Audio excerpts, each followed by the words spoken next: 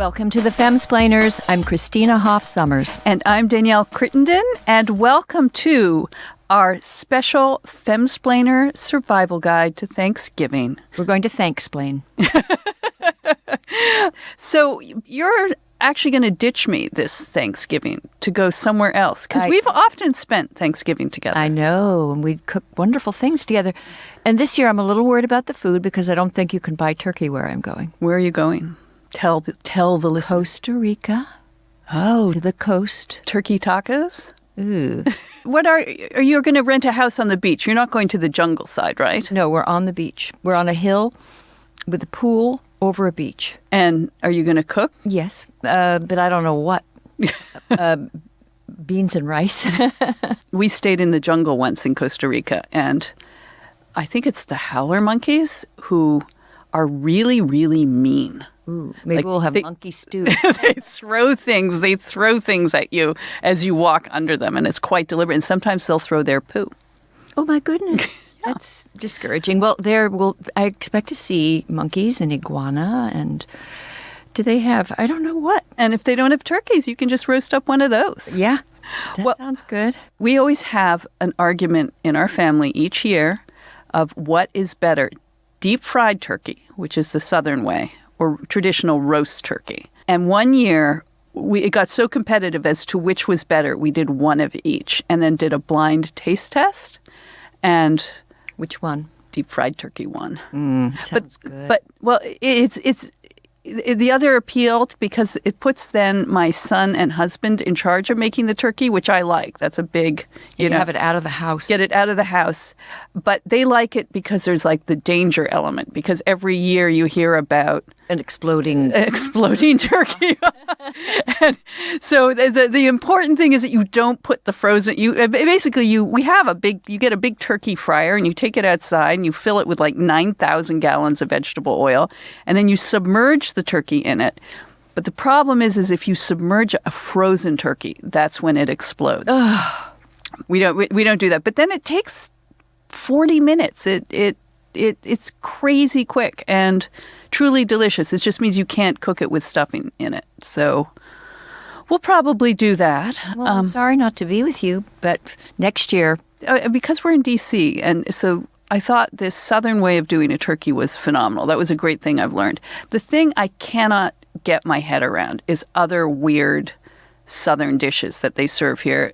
The main one being sweet potatoes with marshmallows.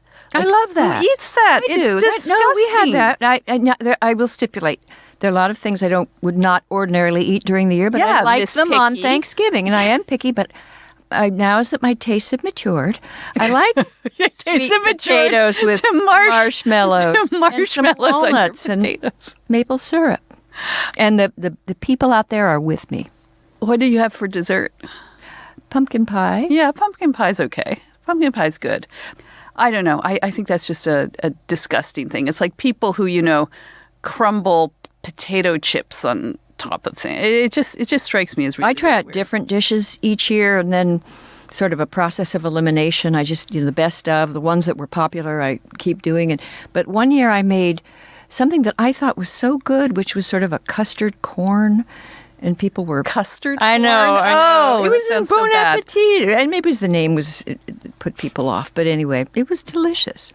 We asked Zoe to go and just see what other weird things people may be eating this Thanksgiving in different parts of the country. And actually, I didn't think you could get weirder than sweet potatoes with marshmallows. But Zoe has proven us Oh boy, you can. Because that's not even weird. That's just a tradition. This may be a little bit of your Canadian superiority. Hey, then you'd think I'd like it with the maple syrup, but no, it's disgusting. Yeah, Canadians don't eat that.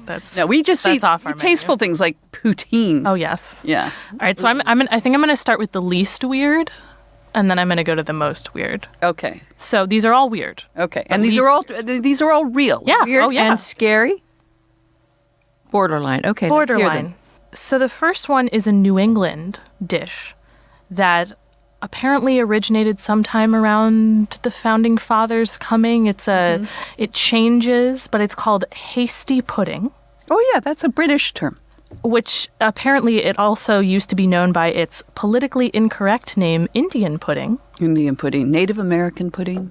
And it is, quote, a deliciously simple dessert made with cornmeal, molasses, brown sugar, and spices. Sounds delicious. Indigenous people's pudding. I've had it and I love it. You've really had it? No, but it sounds good. Cornmeal, though? Yeah. We were given a pudding like that when we were in Greece in a beautiful restaurant. Galataboriko. I don't think it was a tradition. I don't think it was a traditional Greek dessert.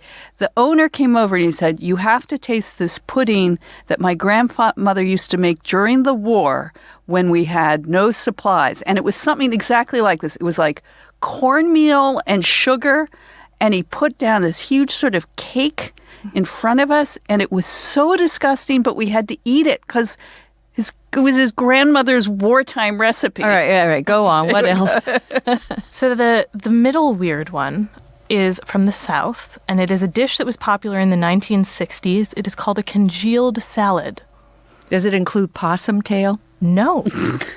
It's also referred to as a Jell-O salad. So it's made with flavored gelatin, fruit, and sometimes grated carrots or other vegetables. Other ingredients usually include cottage cheese, cream cheese, marshmallows, nuts, and pretzels. Oh God, that's an. Well, that's a classic though. The Jell-O mold idea in the 50s and 60s. It's the 50s, but it descended from aspic. Like the high-end elegant is aspic. It's like a jellied broth, right? Like a veal broth, and then you would sort of elegantly put it with meats. But this idea that you would then take fruit Jell-O and mold it and then stick slices of usually canned fruit in it. And pretzels and marshmallows. But pretzels and marshmallows. And vegetables. Yeah, then they got ambitious and they started putting like carrots in it. Well, we're not having that. Okay, next. All right. Not having that. My final weirdest one is from the southwestern region of the United States, and it is called frog eye salad. But it does not have frog eyes in it. It is a fruity pasta salad where you take pasta and you mix it with pineapples, oranges, Cool Whip, and marshmallow topping. That sounds like something you would like. No, I don't like Cool Whip. Just throw in some Whip. Sweet potatoes. I don't like Cool Whip, but it's sounding okay. It's pasta. Yeah, don't want to take out the pasta. Just leave in the, what was it? There's ice cream? There's some fruits and some marshmallow. That's fine. Marshmallow element I like. If you look at a picture of it, it's quite disgusting. Here's what I fear. I love stuffing, but sometimes people put oysters in it. Well, that's our region too, right? So mid-Atlantic oyster stuffing. Yeah, I have to go with you. I don't like an idea of a fishy stuffing. It just doesn't appeal to me. Fishy stuffing. Yeah. Don't. Too many animals. Yeah, too many. It's a bad serpent, a very bad serpent. Or in my family, the vegetarians and vegans sometimes can be assertive. Oh, yeah. What do you do? Because you have, at least in my family, we have no food allergies and we all eat the same thing. They'll say, oh, we're having... What do you do? What do they call it? A tofu turkey. You won't be able to tell the difference. I wouldn't even taste it. Well, there's a lot of things you won't taste. That's true. Remember, I tried to make you... What did I recently try and make you taste? I just didn't want that. It was a dim sum. wonton. No, it was a shrimp dumpling, and you wouldn't taste it. I like shrimp and I like dumplings, but not together. Well, okay, but yeah, I'm with you on the tofu turkey. So we're also the other thing that is difficult at Thanksgiving is sports.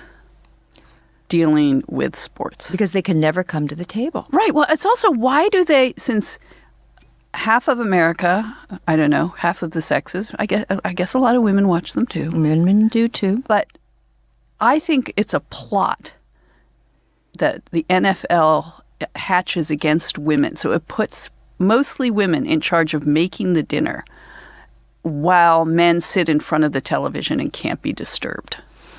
Do you really want the men making the dinner?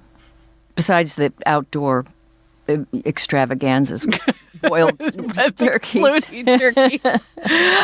Yeah, I like them doing that. But look, they can help. They can first of all, my son is a great cook. That's true. So, but also there's the table to be set and things, but there's something almost religious about the sports watching. And then they program it like at 2 or 3 o'clock and again at 6 o'clock. So like, when are you supposed to eat? I don't know, but it at least everyone's in the house. Everyone's having fun. I never minded it. I worked around it. Really? And hope. Well, I have to. They're not going to be able to see it in Costa Rica.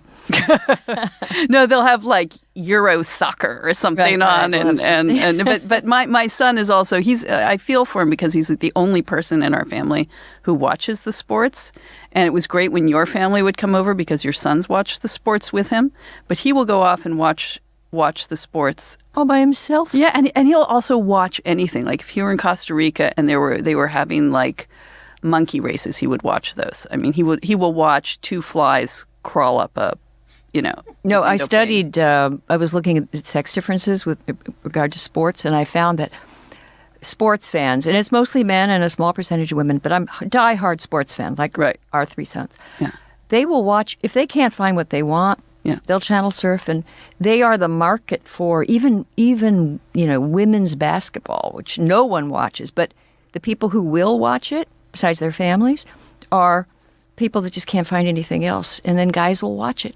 You know what this sounds like? It's like growing up with television in the 70s. And there was a time where there was such a limited number of channels, and you'd be home sick from school. And there'd be sort of the lunch hour Brady Bunch and, sort of kid-oriented shows. And then at 1 o'clock, it all became soap operas, and they were deadly boring. But I remember watching a soap opera because it was better than not watching anything at all. And I think sports is like that. But we're going to bring on your son, David, who's going to mansplain today. And he's going to defend this position of watching sports at Thanksgiving. I think he will. I'm not sure. You never know with him. Okay. Well, and then after we have David on, we're going to have a woman named Diana Butler Bass, who wrote a book called Grateful, The Transformative Power of Giving Thanks. And it's a really remarkable book. And in fact, it came out a little while ago, but I've been waiting for Thanksgiving to have her on because it is so appropriate to Thanksgiving. And being grateful. And there's a great quote in the book from the poet Rumi. Gratitude is the wine of the soul. Go on, get drunk. I can drink to that. That's my Thanksgiving prayer before dinner. I'm told in Costa Rica we have to buy all of our booze at the airport. That's the best place. So, yeah, and although the problem is then you'll have to transport it, and you guys will need to hire like we have a car. We're renting a car. Yeah, but for the amount of booze your family is going to drink over there, you're going to need a flatbed truck. But anyway, Diana, what I loved about her book, it's not a self-help book. She's a very thoughtful, I describe her as academic, but she's a sort of serious scholar of religion. But she wrote this book, and we'll get her to tell us, she was a little bit incentivized by this last election, and she started to think about gratitude. She herself called herself a gratitude klutz. She realized she never really knew she'd feel grateful for small things, but sort of gratitude is a larger concept and how it informs society and how it improves people's lives, that she decided to write this whole book about this. And what she says at the beginning, she says, think of this book as a Thanksgiving table, one set with words. Listen to tales of gifts and grace and bring your own. And so I'm looking forward to some uplifting reasons to be grateful, because I think we're going to need that when so many of us sit around a table with relatives who drive us crazy, with family whose politics we disagree with. I mean, maybe she can give us the wisdom and grace to be able to sit there and bite your jaw and think of all the things you're grateful for. I remember I think it was Thanksgiving, we were sitting around a table, supposed to say what we were grateful for, and there was this older Jewish woman, Aunt Slata, who wasn't really, she said, look, I'm not really grateful for things that have happened. I'm not. I'm grateful for what didn't happen. And it was good advice. You should be grateful for what didn't happen. If you can't think of, if you're unsettled with your the problem is we don't know what didn't happen. We don't know that we didn't. She could imagine. There was an asteroid that was supposed to hit the Earth. Thank God it didn't. Well, she wrote actually to that thing. I think that's something everybody does at Thanksgiving, right? You have to go around the table and talk about what you're grateful for. And she describes it in her intro as that painful Thanksgiving exercise in which no one eats until everyone at the table says something they are thankful for. It's supposed to remind us about the meaning of the holiday, but it feels more like a turkey hostage situation than a spiritual exercise in grace. And I feel thankful when it ends. Anyway, well, let's bring on young David and let him defend sports and mansplain to us. I'm excited to have him. It's his first time on the program. Yes, mansplaining. Visit.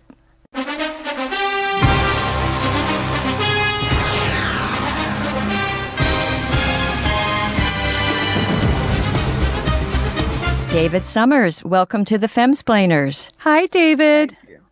How are you, not guys, how are you girls doing? No, girls is even more microaggressive. I don't mind it. Makes me feel young. Me too. Okay, go on. I can't say guys.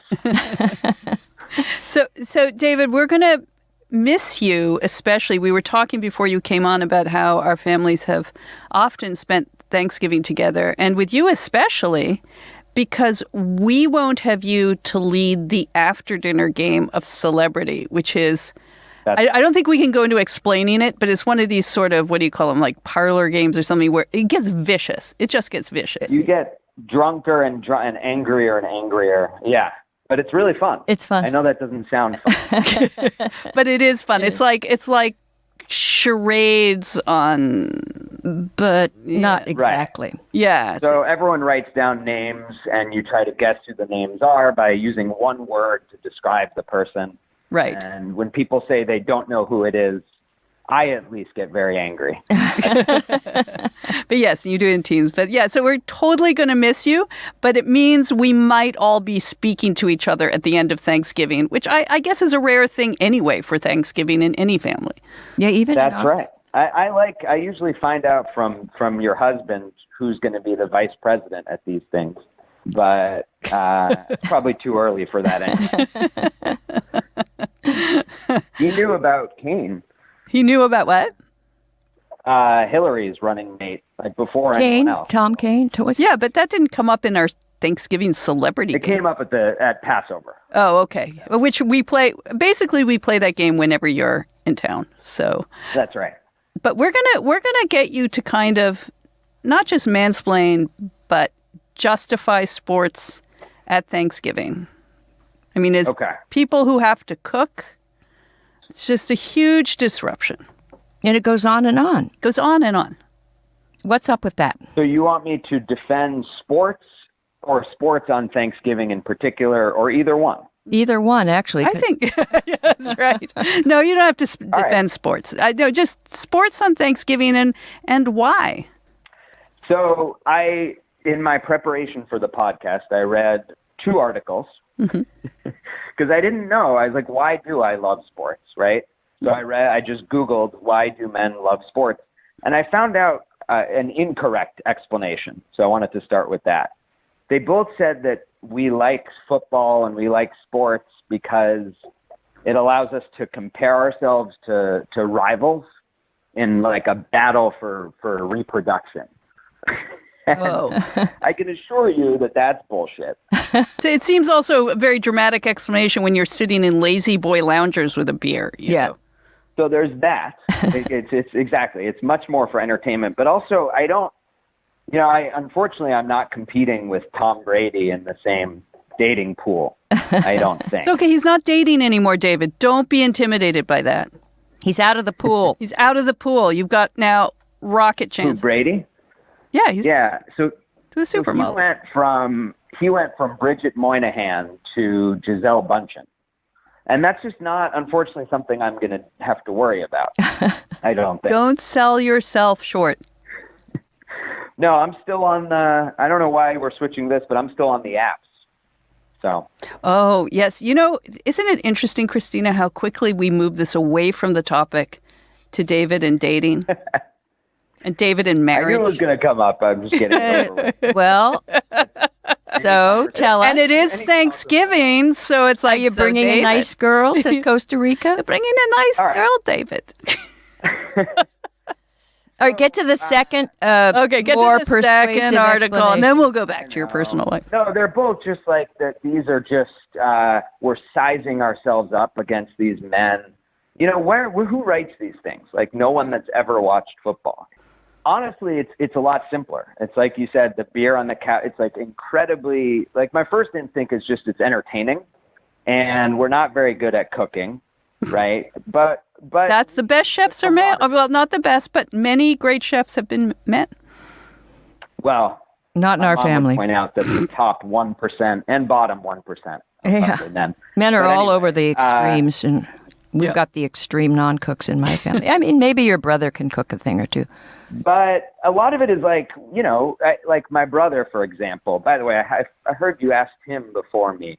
That was hurtful. Oh, sorry, darling. He's written a book, David, in which he talks about sports and honor and the importance of sports to society.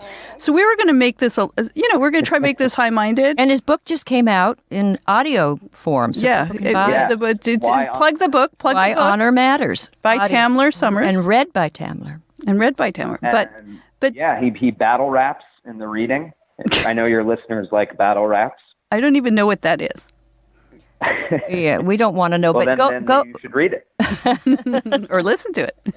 It's like sports. So I think with sport, you know how the two of you love politics? Yeah. Right? Or at least I know my mom does. No, I do, but I also like shopping. Agree. We like shopping. Yeah. But there's I think a misconception is like if you watch a sports talk radio or listen to a sports talk radio or watch a show the next day, or even like my text with my brother and my family, like very little of it is about like, did you see that play last night, right? Or like, could you believe that play? It's usually just we like to have the debates, right? Like, should this player be in? Should the coach be fired? Where's LeBron James going, right? So it's like the sort of the controversy or the debating that we can have that I think is, I don't know, that's what interests me more than like, I'm not texting every time, did you see that throw? It's more, why is Brady still in the game, right? Why is this guy still coaching, right? Shouldn't this player be on the bench? That kind of So it's a kind of way of displacing what could be super awkward, especially these days, political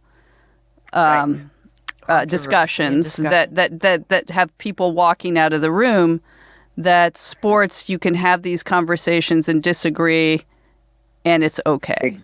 And the winner doesn't determine if health insurance covers pre-existing conditions, right? Or your uncle just got drunk and he's being a real asshole to people. That's right. I guess you could still do that with sports. Your uncle would never do that. We don't racist uncle for Thanksgiving. What? At our family. You do? We don't really. I guess my mom would be the closest, but no. Oh, we don't. He just compared you to a racist uncle. Me? Your mom? Are you kidding? We have. That's how far we are. Yeah, that's like light years. And who is the racist uncle? Uncle Sonny? You're speaking about Uncle Sonny? That's a saint? Okay, so you're taking, and I believe I think it's the Orwell position, and I know I'm going to get corrected, but that like the Olympics and sports is a substitute for war amongst men. Is that? Yeah, and it's a way like I grew up in Boston, and I bond with all my friends. Right? It's kind of like they're fighting on behalf of your city or your country or your state, right? But the stakes are not. It's not actually life or death, or it's not like Trump was elected or anything like that. Mm-hmm. Is it kind of exclusionary towards women in a general way, assuming that a lot of women will go and watch the games too?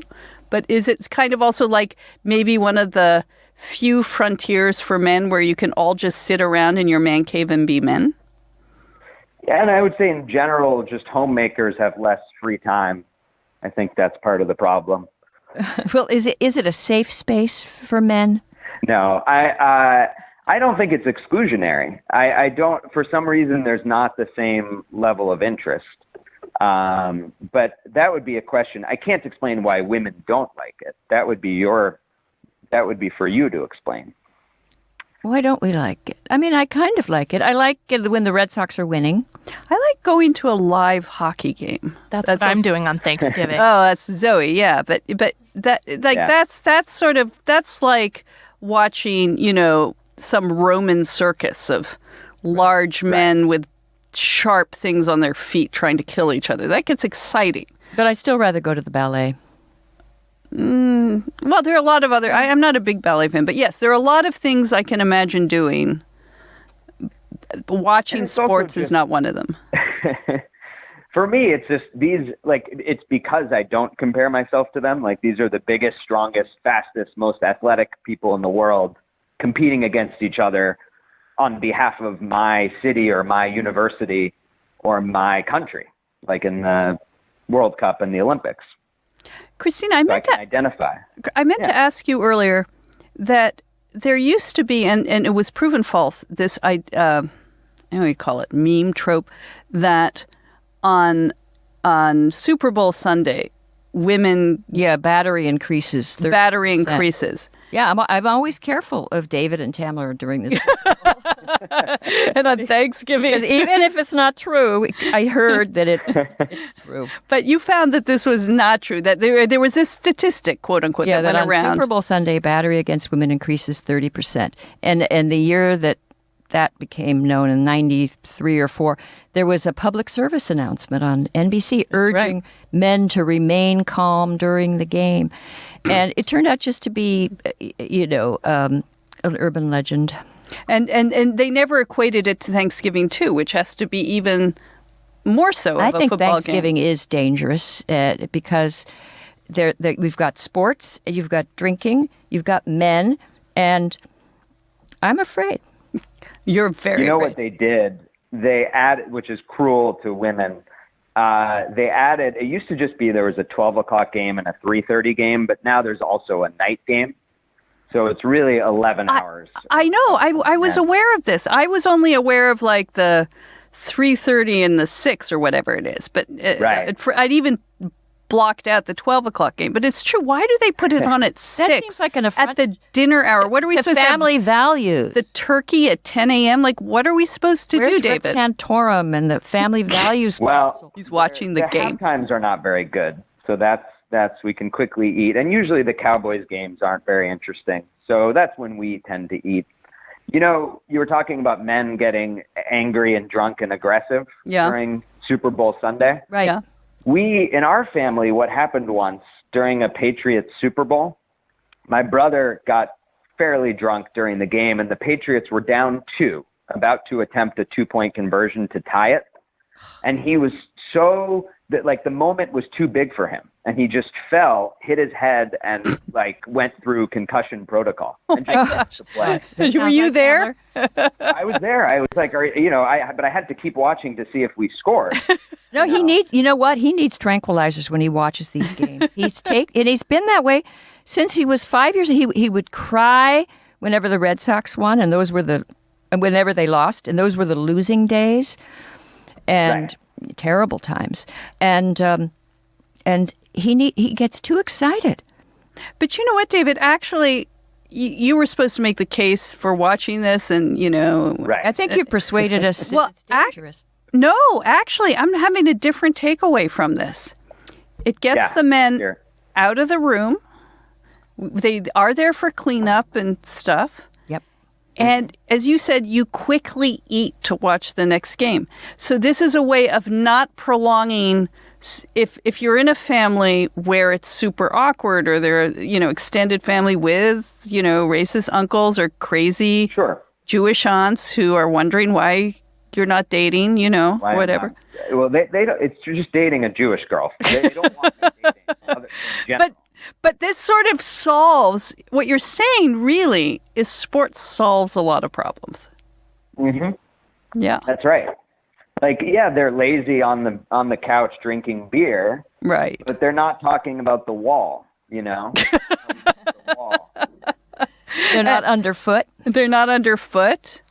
The women can go in the kitchen and drink and make things pretty, make things nice. We're going to get so schooled for that. Doesn't have to be like this. I know. I'm worried. You know what? It is like this. It doesn't have to be, but it is. It doesn't have to be. But David, so this year, instead of hanging with us, which is a loss, you're going to be in Costa Rica, where you may not get a sports game on the local television. You may be forced to watch soccer. You may be forced to watch nothing. And no turkey, beans and rice. Turkey? Well, I'm definitely not gonna talk to my family. Yeah. So you're going to have to, you know what you should do? You should just find an inert television and sit in front of it with your brother and drink beer as if there were sports. Still yell at each other. Yeah. Like that, just keep him away from the walls. Yeah, no, we have very different opinions on the wall, my brother and I. Okay, but you may be thrown upon each other a little more than you like this year. You'll have to go out and watch howler monkeys or something. You don't think Costa Ricans care about the Raiders game? Maybe not. They might, but it's not clear that your Airbnb will have it on your TV. You're going to have to stream on poor internet, and as my husband always says, poor internet is worse than no internet because it raises hopes. I agree. The Amtrak. Can I ask the two of you a question? Sure. Or actually, really Danielle more. Uh-oh. So I wouldn't say I'm a huge listener to the Femsplainers. Yeah, because it's done by your mother and children are exempt. No, children are ungrateful and yes, go on. Well, okay, that's one take. But mine is that I just don't like listening to my family perform.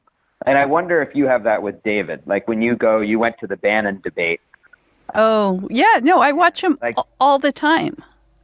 And it's not stressful?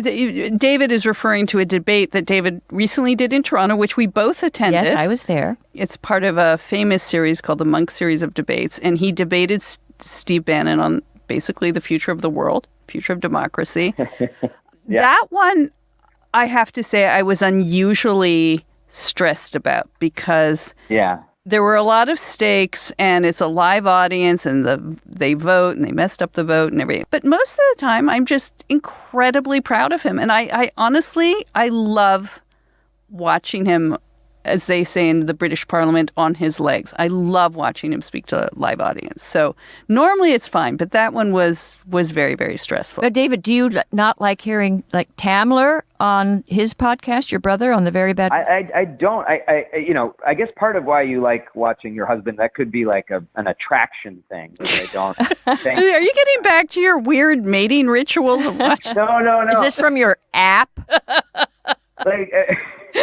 Nothing to do with my apps. I'm not interested, but that could be why you fell in love with your husband, is watching him do that kind of thing. But thankfully, that's not why I love. I would say he's kind of the Tom Brady of debate. Of pundits. And I'm kind of that just didn't work. Yeah, you get to the Brazilian supermodel. Yeah, I'm sorry. That everything just collapsed right there. Just collapsed. No, I wouldn't sell yourself short. Oh, David. No, I don't listen to him really either. And when my mom gives lectures and there are people in the audience, if there are any hecklers, it's just, I get uncomfortable. Do you get stressed, on her behalf? Yeah, definitely. Do you get like Tucker Carlson? You want to go punch them out? No, I just do the millennial strategy of avoidance completely. And I just don't listen, don't attend. And it's very simple. No, it's weird. I'm joking, but we have to be forgiving towards our children that parents loom large enough and we don't need to be in their faces. But one day, when we're old and sick and dying, and you might just discover those old recordings, David. Yeah, and up in the attic. I've got my book tour from the first and second book videotapes. And you'll say, why didn't I listen to them at the time and appreciate her more, David? Gratitude. That's our next topic. Filial gratitude. The episodes are timeless. All right, David. Well, look, you guys have a great time in Costa Rica. Beware, it's not the howler monkeys, it's the other monkeys that throw stuff at you. But whatever the monkeys are, okay, just keep looking up while you walk through, jungle. So this isn't the pod where you ask me 3 books I recommend? Is that a different one? No, you know what? That's a totally different podcast, David. Or just give us one and that's it. Then you're out of here. We've already done Why Honor Matters. So The Glass Palace, Amitav Ghosh. I'm writing. It's our book club book, so you can draw whatever conclusions from that. He's in a book club. You it's want. David and 7 women. Pretty girls. Yeah. Okay, good. Yeah. And all Jewish. Yes, go on. No, Jewish, yes. And Harry Potter, Goblet of Fire. I'm reading them for the first time, and I don't know if your listeners have read the Harry Potter books. Oh, okay. You know what? That's a whole other conversation.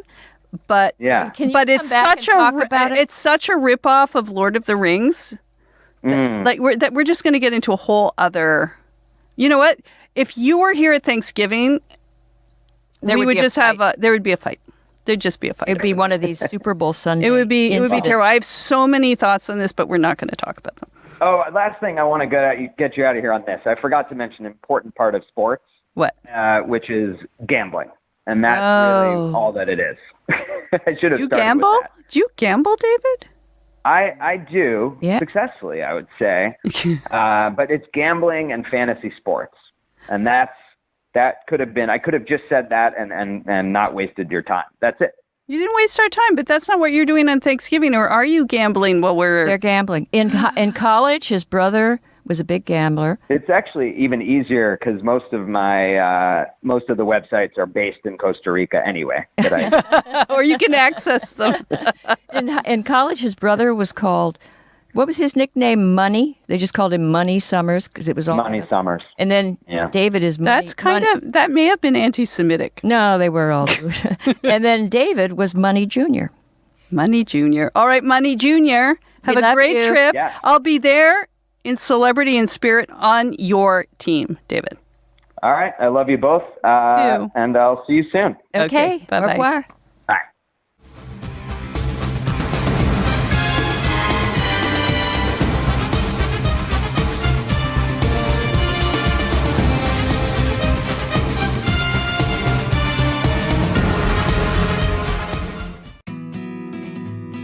Hey, Danielle, are you having a lot of company staying with you over the holidays? Yes. My 2 eldest kids are flying in from California, plus my mom and nephews are coming in from Canada.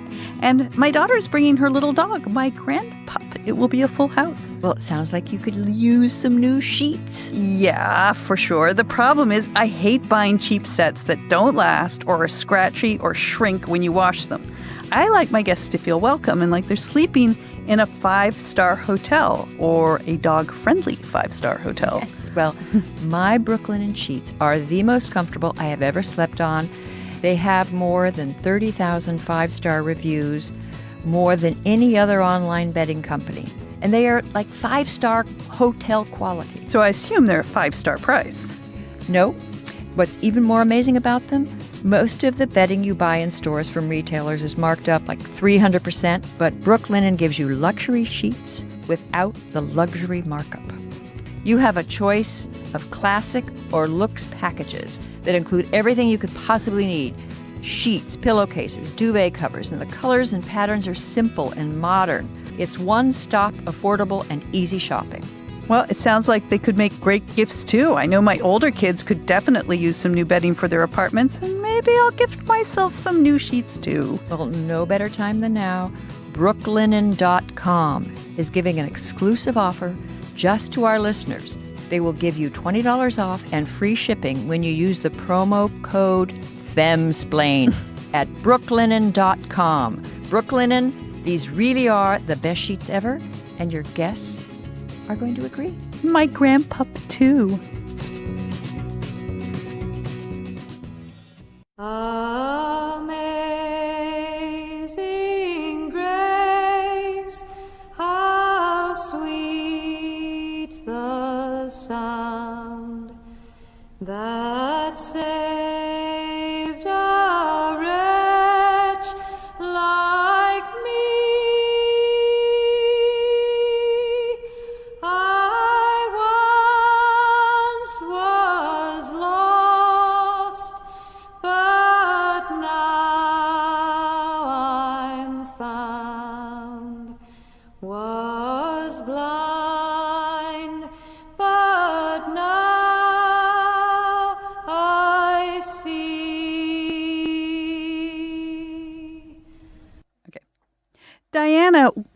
to the program. We're so thrilled to have you here. Your book is, of course, Grateful, The Transformative Power of Giving Thanks, and no more perfect an occasion to have you than Thanksgiving. Yeah, it's a wonderful holiday, even though it is causing some people some stress this year, I think. I think like last year and this year, super stressful. And we're kind of trying to do a podcast survival guide. And we thought that your message on gratitude was so interesting and transcendent even that you could get through anything if you just read this and thought about what gratitude means. Well, I appreciate that. For me, it was a surprising book to write, since I'm a liberal Democrat, I'm a feminist, and here I was contracted to write a book on gratitude during 2016 and 2017. So it was not a time in which I personally felt very much gratitude coming from anything going on in our culture, but it was that environment that really made me struggle past a sort of trite definitions of gratitude or gratitude as a happy pill. I had to really go deeply into the subject and understand what gratitude is and how it creates the capacity for people to be in relationship with one another. So it was quite a journey for me at a difficult time. And so I actually love talking about it right now, even though a lot of people find gratefulness hard at the moment because of political division. Christina here. I just wondered, do you have a formula for making America grateful again? That's what we need to have. Yeah, in the middle of it, of course, my husband, he was actually worried about me not being able to come up out of the muck, politically. And so at one point he made me this hat. It says, "Make America Grateful Again." And wait, you actually have the hat? I do actually have a hat. It's purple. People are always asking me to sell the hat. Oh, it's great. It's great. But what is the formula? How can we? Yeah, what is gratitude? And there are many definitions and misuses of the term. But how do you define it, and how do we get it? Why do we need it? Yeah, the way that I define gratitude is our emotional and our ethical responses to gifts. And that seems like a pretty, simple sentence, that when someone gives you something, be it a friend, a relative, the universe, God, however you perceive where the gift is coming from, we have some sort of reaction to that. And our emotional reactions are often like, oh, I can't believe that, So in a very real sense, when we get a gift, our emotional reactions are what we experience first. But then, yeah, that's nice to have an emotional moment with a gift. What usually happens with gratitude is that you get called into the next step. And that is, well, what do you do about that? Do you say thank you? Do you pass another gift on to someone else? Do you tell the giver how much you appreciate the thoughtfulness of the gift? So you have an emotion, and then you make a choice as to how you're going to respond. So gratitude involves both of those things, our emotions and then our actions. So one of those is less easy to control, our emotions, but our actions certainly should be considered, and it's a way that we recognize the good that others have done for us. So that's the simplest definition of what gratitude is. And even though it does sound simple, the complexities come up rather quickly, because what happens if somebody gives you a gift you don't really like? Or what happens if it's something you think, well, I don't really want to have, I can't see that as a gift. Somebody intends it as a gift, but you don't see it as a gift. So stuff starts emerging from that sentence. But at its simplest level, it's our emotional and ethical response to gifts. Well, I like this idea that you explained that there were two types of gratitude. That's simplifying it, obviously. That it was beyond the sort of transactional quid pro quo that we think of. And you had the me and we of gratitude. And so there is that me, like you give me something, you do something for me, I have my reaction. But then you talked about the we of gratitude. And one of the things I thought, you say you were commissioned to do this book before the election, or I guess the election influenced your reaction. I would say to the we of gratitude, because the we, as you write, refers to what it means to live together as a thankful society. And you think we're failing at that kind of communal Thanksgiving. And I suspect the election and the politics feeds into that. The contract for the book, so, when you write a book, publishers give you contracts. And so I got the contract for the book on April 1st, 2016. So that was in the middle of the, earliest part of the election season. And, when I got the contract, I was thinking that I was going to be writing a book mostly about my own sort of personal failures to be appropriately grateful, because I've always struggled with gratitude. And I share you hate thank you notes, right? You just hate writing them. I hate thank you notes. And that's where I start the book, was when I literally got a thank you note for writing a thank you note. And I remember when I got the note and I didn't know what to do. I thought, what's the rule for this? Do you write a thank you note in return for a thank you note for which you've written a thank you note? And at that moment, I remember thinking, oh, I just hate this whole thing. I just give up.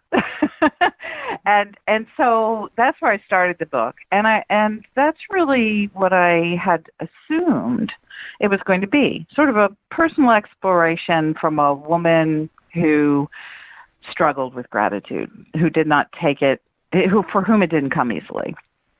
But then, as the whole election cycle was unfurling around us in 2016, I got to the point where I was so disturbed about what was going on and all the anger and the political rallies and everything, how people seemed to be hating one another.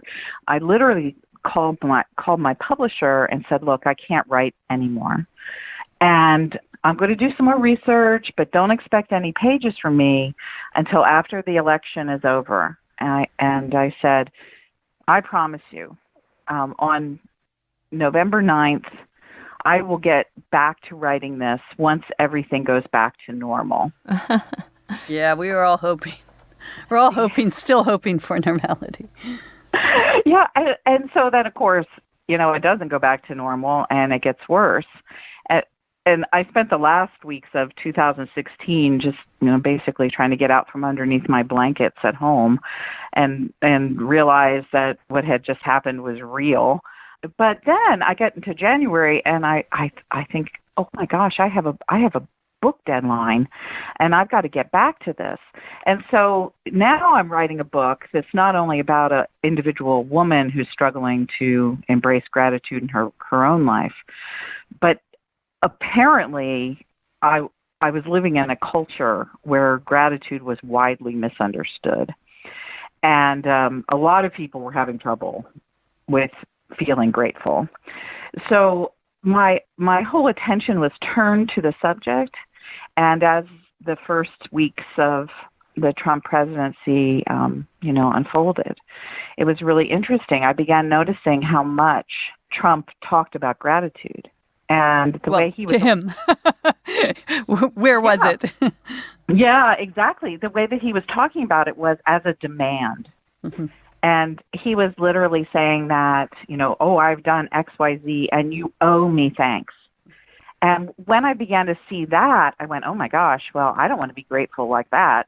And the realization that Trump was working out of a different social structure of gratitude than what I knew to be the case out of religious tradition and out of philosophy, that gratitude couldn't be a demand, it couldn't really be a debt, that it had to be something different. It has to be about freely given gifts and a freely given response. So that framed up a whole different narrative of gratitude for me, the contrast with Trump's demands for thankfulness versus a truly ethical vision of gratitude that can create community. And do you think that, what I'm thinking is, did you actually take the election that personally? It had, I had my feelings about it, but it sounds like it had a tremendous impact on you. I did feel pretty upset. I felt very upset about it emotionally. And one of the reasons why is in the book. I talk about the things that oftentimes block our ability to feel grateful. And so when I wrote the book, I knew I wanted to tell my own story that was a Me Too story. And so for the first time, I've written 10 books, and this was the first time I had ever shared in public a story about being abused by an uncle when I was a young teenager. And for me, the election of Donald Trump was right in that territory. And I know, dozens and dozens of other women personally who were very upset by the election because of the Access Hollywood tape and Trump's attitudes towards women, and our own experiences, whether they were experiences of assault or abuse or just a sort of a heightened awareness of discrimination, that women were upset. And I was one of those women who was deeply personally upset by what I had heard coming from President Trump's mouth, and the fact that I could not believe that fellow citizens would elect someone who had these overt attitudes towards women. So that was really the emotional territory that I had already been exploring, writing a book about gratitude, but then that territory was made all the more difficult by the election. Well, this is the part of, we could even call it a gift of Trump, where the very act of the election and the feelings it stirred up caused you to maybe push even further into this larger idea of gratitude and community. I'd like to pull it away from the partisan, because I don't think you have to be a Republican or a Democrat or a Trump supporter or a non-Trump supporter to acknowledge how divided we are, how angry people are, how bunkered down we are in our own little trenches. And what I loved about this book was your ability to step beyond our own personal feelings and our personal experiences to talk about the concept of gratitude for the society that we referred to. And you had a really great distinction where you said we are able to appreciate sort of private acts of generosity and be grateful for them, but we're very publicly discontented. And it's kind of a dual consciousness. Like, explain that division of how we've lost that sense of communal Thanksgiving. Yeah, one of the things that caught my attention early in the project was that 78% of Americans said that they felt strongly grateful in any given week. And that number really surprised me because it was so high. And I thought immediately, hey, well, that's great, because one of the things that I knew to be the case about gratitude is that psychologists all say, oh, gratitude is good. Gratitude drives out toxic emotions. Gratitude makes us less stressed. Gratitude gives us better outcomes with health and other kinds of challenges in our lives. And so immediately I was kind of puzzled by, on one hand, this number being so high that I knew that meant something good about us as Americans. But then when I looked at our political life, I wasn't seeing the transfer from private gratitude into a larger sense of community. And so I thought, well, if gratitude is good for us as individuals, why wouldn't it be good for us then as well in community? And so over the last 2 years, first the writing of the book and now the last several months talking about the book and events, I do talk about the political angle of it, but I always ask people, I say, when I talk about Donald Trump or when I talk about what's going on in America, I'm only using this as an example of how we're deploying gratitude in our midst right now. And I don't think, frankly, either political party understands gratitude very well. We have a very corrupted language of gratitude where we talk about entitlements and benefactors and benefits. And we always do it in this way of debt and duty, takers and makers, you owe me X if I give you Y. Anybody who has any sort of political sense about them can see how our whole political culture is corrupted by quid pro quo. Also, I would just add one of the things you point out is that gratitude is a demanding emotion, and it's a complex emotion. Whereas something like anger and rage and fear and resentment, and those can be, we could stir those up in ourselves very easily, thoughtlessly, and they do seem, as you said, to be dominating the political culture right now. Yeah, and that's what a lot of the gratitude literature talks about, how those primal and negative emotions come from the oldest part of our brains, that which we call, the reptilian brain. And fear, it arises in sort of the back of our brain and very easily takes over the whole of our thought processes. And then we start acting very quickly out of these sort of negative and toxic emotions. Gratitude researchers have discovered that when a person is actively practicing gratitude or other complex emotions like empathy and compassion, what those emotions do, they arise in the more evolved parts of our brains, and they begin to form a screen that block the response out of our toxic emotions, so that when you feel afraid, if you're also a person who has active practices of gratitude in your life, when the fear arises, it literally bumps in to gratitude.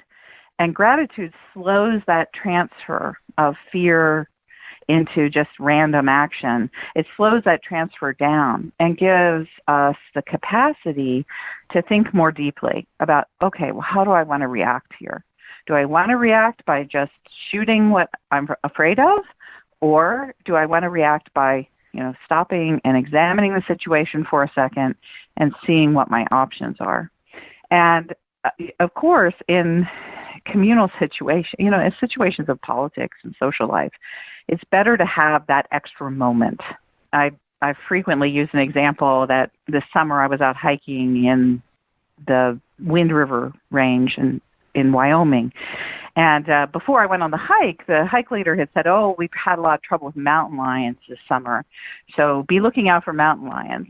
And lo and behold, my husband and I are walking up this path, and this creature comes around the corner, and it was kind of golden colored, and it was coming at us really fast.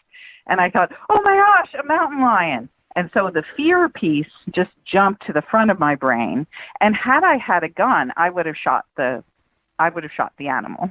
I did not have a gun. Instead, I had one more second to sort of stop. I examined the situation. It was a golden retriever. I was going to say it's a Labrador. And its owners came around the bend right after it did. And so instead of being attacked by a mountain lion, or me, I was actually being greeted by this, really friendly, goofy golden retriever in that way that they do.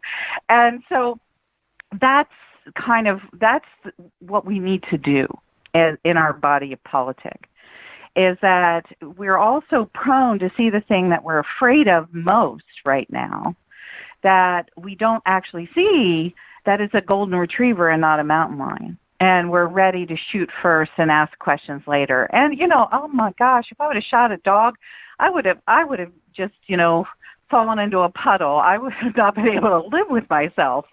So that's the kind of thing that gratitude does, is that's what it gives you, the capacity to just see right around the corner, one thing more that you wouldn't see when fear takes over your brain. And so that's what I was trying to encourage people to really do with gratitude. On both sides of the political debate. I mean, a little more understanding of people's that person you're immediately assuming is a mountain lion is, of course, a wonderfully goofy, sweet. Could be a wonderfully Trump goofy supporter. Golden retriever. You wrote, and I know we have to not be alarmist when we make these comparisons, but you set it up very well. You compared a little bit of our time to 1930s Germany, which goes on a lot. No, this was good. This was good because obviously that can be an extreme comparison. But you had a very specific comparison about how people, this very sophisticated German society was reacting. And you quoted a Pastor Bonhoeffer who went on to resist Hitler. And he said, in normal life, one is not at all aware that we always receive infinitely more than we give, and that gratitude is what enriches life. One easily overestimates the importance of one's own acts and deeds compared with what we become only through other people. Can you just explain that pastor and his quote in context of 1930s Germany and where you see its parallel today? I think that Bonhoeffer, when he looked out over his own society, and one of the things he was reminding his fellow Germans of was how deeply bound together their lives were. And there was a lot of anger in Germany in the 1920s and 30s, for the loss of World War I and the fear about the economic future of the nation, and just a lot of the pressures that were beginning to come to play in Europe at the time. And so Bonhoeffer explained this. He used the word cheap grace to describe it. He said, we've fallen back on a kind of cheapened grace where we don't really understand that our lives are full of gifts and that we depend on each other. So that's the place where I went to make the comparison. I don't want to call people Nazis or say XYZ, we're all, it's all going to be like so-and-so is Hitler. But what I was trying to do with my own book is look out over our culture. And I'm fascinated by the fact that in a very real sense, there certainly are huge structural challenges about the distribution of wealth and the shift of the economy from, a manufacturing economy to technology and service and creative economies. All of those things are huge issues. But when you look at, graphs about social well-being and violence and all of these kinds of things, the United States has actually got higher indexes of well-being now than we did 20 or 30 years ago. So there is unfairness, there is inequity, there are issues to be addressed, but we really still are surrounded by gifts in abundance, an amazing political system that should be responsive to our needs. All of these different kinds of things are part of the culture we live in and what we bear historically, and yet we take them for granted. And I think that forgetting those gifts, the things that surround us, and the fact that our lives are really wrapped up in a web of interdependence with one another has been to our detriment, that we have not been sufficiently grateful. And I was really surprised this year, Jonah Goldberg, who writes for Yes, National he's my Review. colleague. Here to I mean, I was really surprised when he came out with a book where it was called, I think, Suicide of the West or something. Yeah, a cheerful, very dramatic title. But his book, and here's somebody who is completely the opposite political spectrum than I am, would have very different solutions to some of these same problems.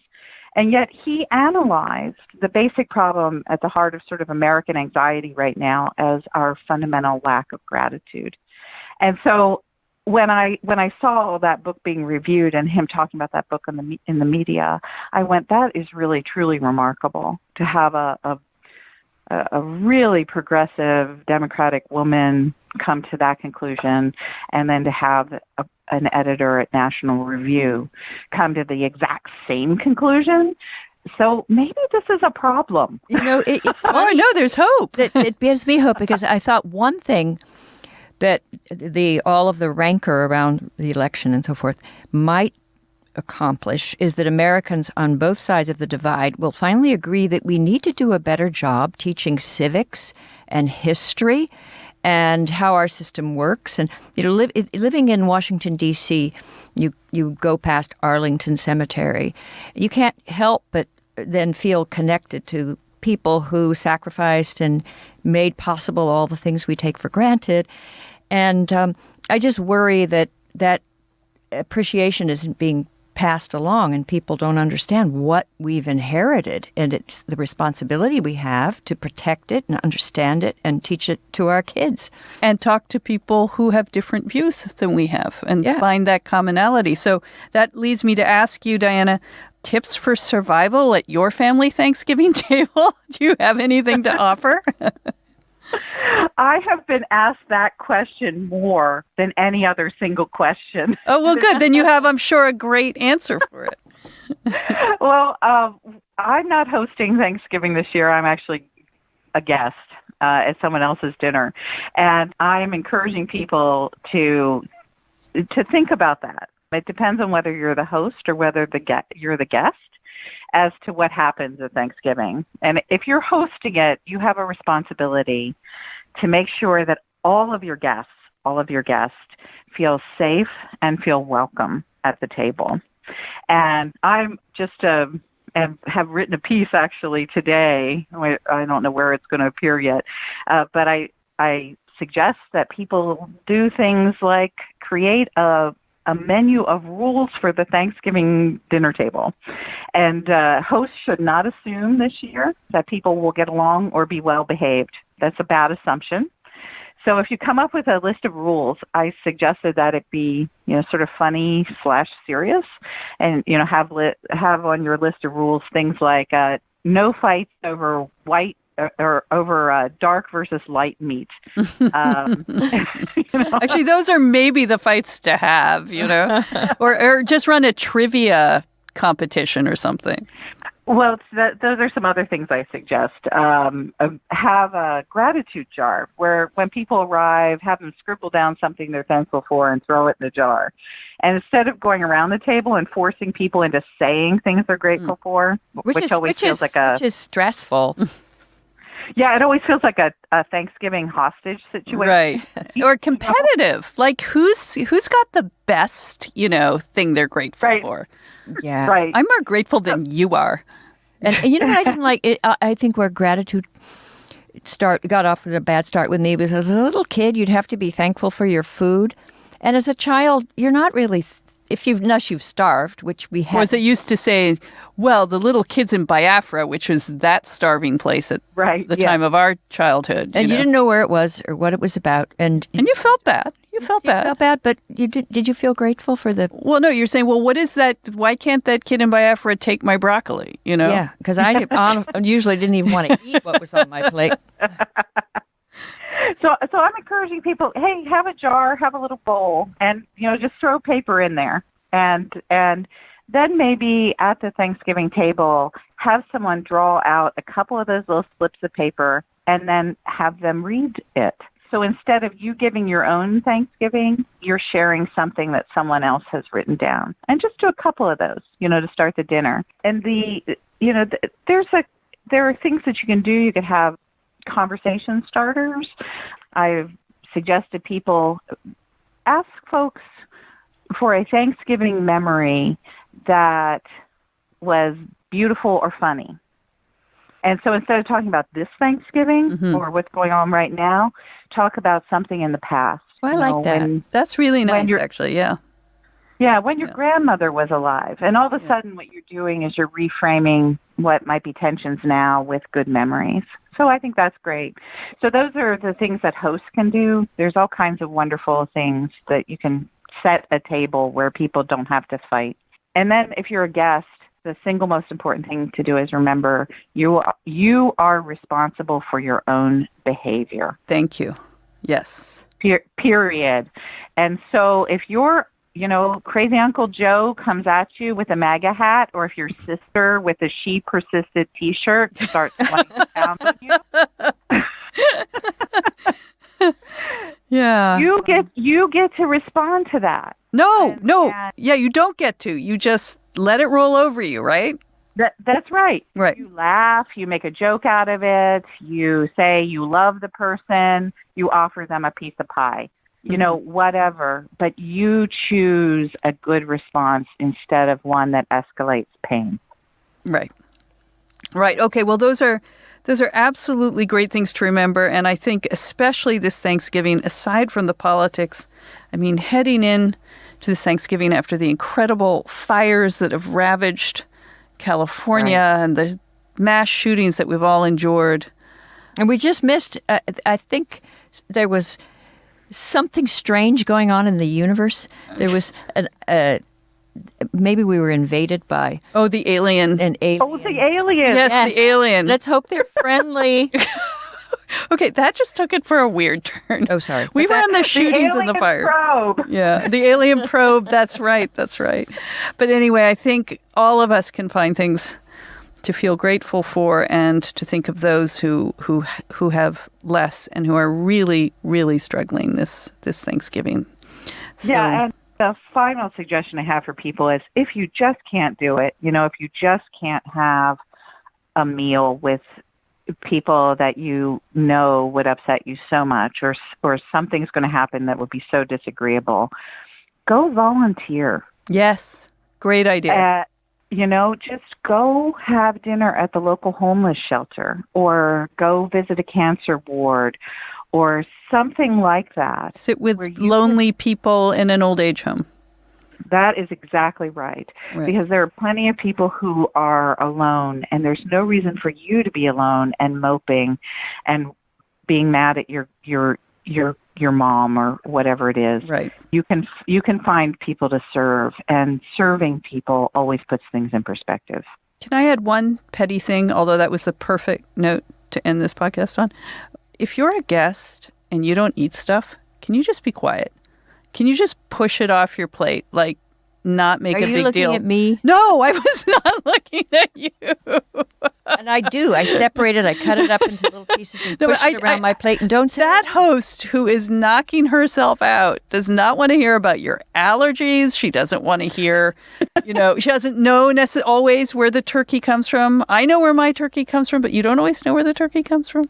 No. Just don't make it worse. And we've lost that big deal. We've lost that, when you invite someone to your house for dinner, you're not supposed to dictate as guests the menu. And there's one more thing. I like to fight at the table. Oh, no. Okay. No. I do. My family, we like to bicker. Okay.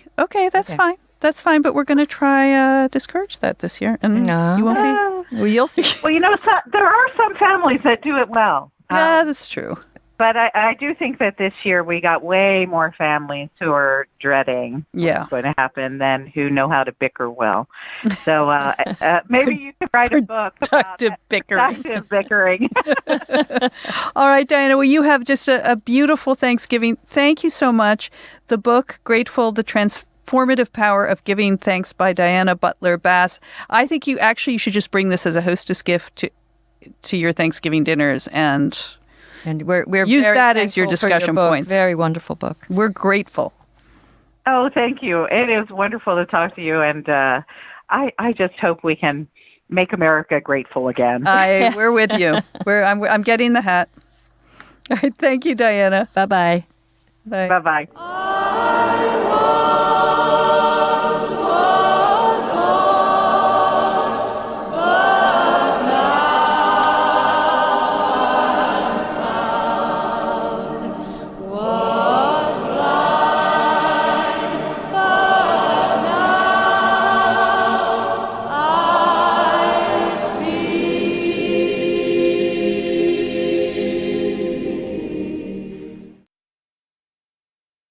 Well, Christina, that was nice. I'm going to work very hard to be more grateful this Thanksgiving. Give more thanks. Yes.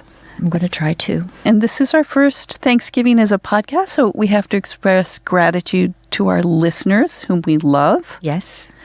And I'm going to express gratitude for your friendship, which is the whole thing that led to the podcast. I know. I'm very grateful for my co-splainer. I'm gonna miss you this Thanksgiving. I know. We won't do this again next year. We can never do this again. Never again. We can never do this again. But you know what? There was a beautiful quote in Diana's book, which I think we could probably end the podcast on, and while wishing all of our listeners just a beautiful, survivable Thanksgiving. Here is from a Catholic spiritual writer called Henro Nouwen. He wrote, "To be grateful for the good things that happen in our lives is easy, but to be grateful for all of our lives, the good as well as the bad, the moments of joy as well as the moments of sorrow, the successes as well as the failures, the rewards as well as the rejections, that requires hard spiritual work. Still, we are only truly grateful people when we can say thank you to all that has brought us to the present moment." So thank you. Thank you. Happy Thanksgiving.